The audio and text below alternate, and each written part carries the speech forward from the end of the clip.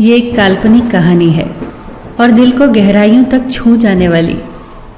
एक बार स्वर्ग में विचरण करते हुए कृष्ण और राधा एक दूसरे के सामने आ गए। विचलित से कृष्ण, प्रसन्नचित से राधा। कृष्ण सकपकाए, राधा मुस्कुराई।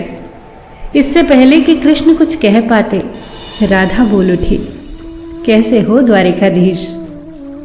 जो राधा उन्हें कान्हा कान्हा कहकर बुलाती थी, उसके मुख से द्वारिकाधीश का संबोधन कृष्ण को भीतर तक घायल कर गया। फिर भी किसी तरह अपने आप को संभाल लिया उन्होंने और बोले राधा से, मैं तुम्हारे लिए आज भी वही कान्हा हूं। तुम तो मुझे द्वारिकाधीश मत कहो।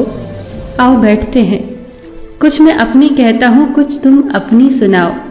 सच कहूं राधा, जब जब भी तुम्हारी याद आती थी, इन आंखों से आंसुओं की बूंदें निकल आती थी। राधा बोली, मेरे साथ ऐसा कुछ नहीं हुआ। न तुम्हारी याद आई, न आंखों से आंसू बहा, क्योंकि हम कभी तुम्हें भूले ही कहाँ थे। जो तुम याद आते, इन आंखों में तो सदा तुम ही थे। कहीं आंसुओं के साथ निकल न जाओ, इसलिए रोते भी नहीं थे।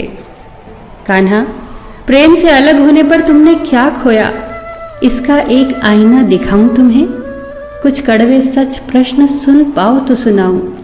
कभी सोचा है इस तरक्की में तुम कितने बिछड़ गए।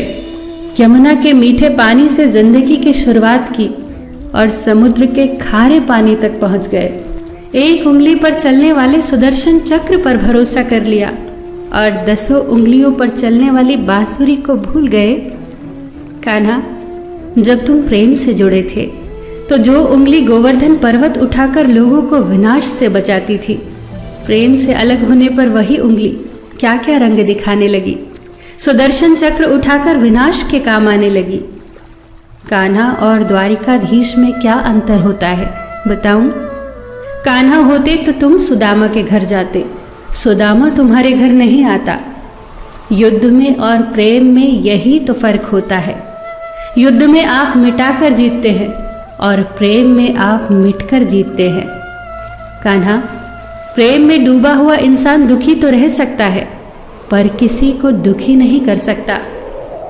आप तो कई कलाओं के स्वामी हो, स्वप्न दूरदृष्टा हो, गीता जैसे ग्रंथ के दाता हो, पर आपने ये क्या निर्णय लिया? आपने अपनी पूरी सेना कौरवों को सौंप दी और अपने आप को पांडवों के साथ कर लिया। सेना तो आपकी प्रजा थी, राजा तो पालक होता है, उसका रक्षक होता है। आप जैसे महाज्ञानी उस रथ को चला रहे थे जिस पर बैठा अर्जुन आपकी प्रजा को ही मार रहा था। अपनी प्रजा को मरते देख आप में करुणा नहीं जगी, क्योंकि आप प्रेम से शून्य हो चुके थे। आज भी धरती पर जाकर देखो, आपकी द्वारिकाधीश वाली छवि को ढूंढते रह जाओगे। हर जगह, हर मंदिर में मेरे ही साथ खड़े नजर आओगे। मैं जानती हूँ कान्हा, लोग गीता के ज्ञान की बात करते हैं, उसके महत्व की बात करते हैं, पर धरती के लोग युद्ध वाले द्वारिकाधीश पर नहीं, प्रेम वाले कान्हा पर भरोसा करते हैं। गीता में मेरा दूर दूर तक नाम नहीं है, पर आज भी लोग उसके समापन पर राधे राधे कहते हैं। ये कहानी काल्पनिक जरूर है, पर इसके भीतर छिपी सीख बहुत महत्वपूर्ण है। श्री कृष्ण के पास कभी किसी प्रश्न का उत्तर ना हो, ऐसा तो हो ही नहीं सकता, परंतु राधा द्वारा लगाए गए प्रश्न चिन्हों पर कान्हा मौन रहे।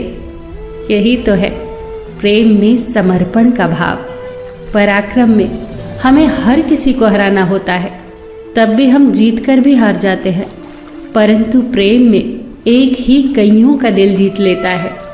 सही कहा है कि छोटी सी उंगली पर पूरा गोवर्धन पर्वत उठाने वाले भगवान श्री कृष्ण छोटी सी बांसुरी को दोनों हाथों से पकड़ते थे।